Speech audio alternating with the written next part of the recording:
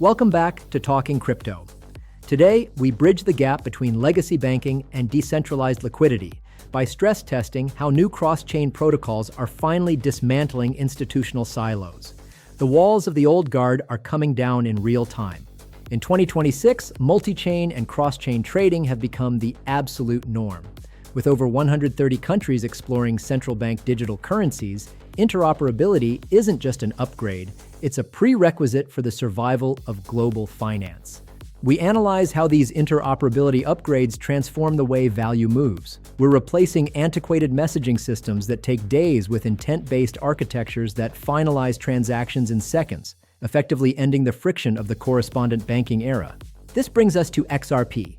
Post-SEC legal finality, we've seen a fundamental shift. XRP has evolved from a mere bridge asset into the primary settlement layer for global finance, providing the necessary finality and liquidity for the boardroom era of adoption. Major players like Deutsche Bank are now integrating the XRP ledger to enhance FX settlement. By moving value in seconds rather than days, these institutions are freeing up billions in capital that were once trapped in the slow pipelines of the old world.